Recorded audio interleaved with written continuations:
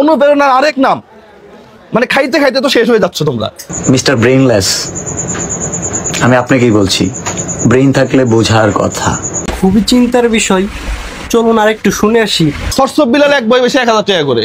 হ্যাঁ, আমার ফ্রেন্ড কিন্তু। এই বইয়ের দাম কত? এই বই 300 টাকা। 300 টাকার এই বইয়ের দাম। আগামী জিন্দেগি বহুত কিছু। সমস্ত জীবনে চলার পথে যত মাসলা মাসাইলাম, হ্যাঁ, ওযু থেকে নিয়ে যত মাসলা মাসাইল জীবন। হাদিসের বই, এই বইয়ের দাম 5000 টাকা হলে সমস্যা নাই। ওর বইয়ের দাম 1000 টাকা হয় কেমন? আমি বই দেখছি তো। এটা ভক্তদের ভালোবাসা, এটা মানুষের ভালোবাসা। আমার কাছ থেকে 1000 দিয়ে নিচ্ছে। পাবলিক বোকা, বোকার স্বর্গে বাস করো। অনুপ্রেরণার আরেক নাম। মানে খাইতে খাইতে তো শেষ হয়ে যাচ্ছে তোমরা। আরেক জনকে যারা নতুন কন্টেন্ট ক্রিয়েশনে আসছে তাদেরকে তোমরা বাজ দিতেছো। হৃদয় ভাঙা গর্জন মানে কি? What is this?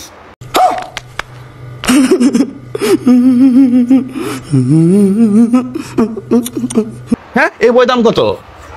এই বইয়ের দাম 350 টাকা। হ্যাঁ, 350 টাকা বইয়ের দাম। নবী চিকিৎসা, নবীজি কি পদ্ধতিতে চিকিৎসা করছে? পুরো বইয়ের পাতা দেখছো? হ্যাঁ, সরসব বিলাল বইটা আনেন নাই? হ্যাঁ, বইয়ের মধ্যে কিচ্ছু নাই। 34 পাতার একটা বই যেরকম 100 টাকা খরচ না। এই বইটা তুমি 1000 টাকা কেমনে বিক্রি করো? ওর পিছনে লাগার বিন্দু মাত্র ইচ্ছা আমার নাই। ওর পিছনে না, কারো পিছনে লাগার ইচ্ছা নাই। কিন্তু মানুষ প্রতারিত হচ্ছে, মানুষ প্রতারিত হচ্ছে। সরসব বিলাল মন খারাপ করলে কিছু করার নাই। ও আমার ফ্রেন্ড, ওকে আমি ভালোবাসি। ওকে আমি একটা কথাই বলবো, তোমার যে ইমেজ আছে তুমি এটাকে কাজে লাগে, মানবিক কাজ করো।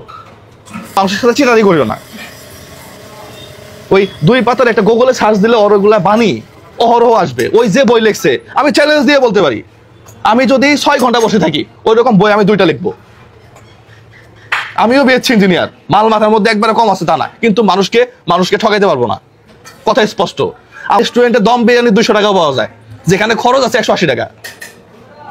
আমার রেস্টুরেন্টে আমি যে মাংস খাওয়াই, জি জি, সাধারণ মানুষ যেগুলো মাংস কিনে নিয়ে আসে একবারে বড় গরুর, ওই মাংস দিয়ে কালা ভুনা করে খাওয়াই। একই খাবার 5 স্টারে গেলে আপনার প্রায় 600 টাকা লাগবে। আমার এখানে 250 টাকা দিয়ে খায়।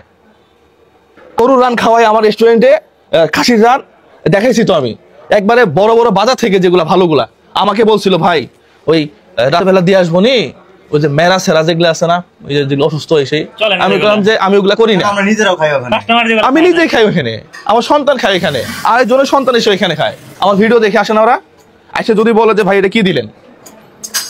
সরসব বিলাল হিউজ পরিমাণ ভ্যালু কামাইছে। ওয়েল, তোমার এই ভ্যালুটাকে কাজে লাগে, মানবিক কাজ করো, অন্য কাজ করো, ঠিক আছে? বইটা তুমি 100 টাকা করে বিক্রি করতা, 150 টাকা করে বিক্রি করতা। আমার কাছে আসার পর আমি বলছি যে এটা কি হইলো? তাহলে তো শত শত মানুষ প্রচারিত হচ্ছে। আমি এক সরসব বিলালকে খুশি করার জন্য চুপ করে থাকলাম, কিন্তু এই যে শত শত মানুষ প্রতারিত হচ্ছে, এটা তো আমার দায়বদ্ধতা আছে। আমি নির্বাচন নিয়েও কথা বলি, দরকার আছে আমার। বিল্লালের ওই সময় একটা বই, হ্যাঁ, এই যে 10 টাকা দিয়ে দিছে। হ্যাঁ, না 10 টাকা দিয়ে যেটা দিছে এর মধ্যে যত লেখা আছে বিশ্বাস করো এতটুকু এর মধ্যে বেশি আছে, এটার মধ্যে বেশি আছে, যে দাম 10 টাকা। হ্যাঁ, আর ওই যে বাণীগুলা লিখছে আমি দেখাই যে এইটুক করে বাণী, ওই যে গুগলে ট্রান্সলেট করে ভিতরে আবার দিয়ে দিছে যে ট্রান্সলেট অটো করা যায়। এখন আবার হাতে বই লিখছে 10,000 টাকা করে নাকি। এই বইটা পড়ে অনেকে ভারতের অনেকে মুসলমান হইছে। হ্যাঁ, এগুলা ধোঁকাবাজি। প্রিয় বন্ধুরা, আপনারা খুব সাবধানে থাকবেন। আসসালামু আলাইকুম। ছবি তো আপনারা দেখলেন এবং শুনলেন, এখন আপনারাই বলেন সরসব বিলাল কি ঠিক করছে নাকি আসলে বাটপারি করতেছে? অবশ্যই কমেন্ট করে জানাবেন।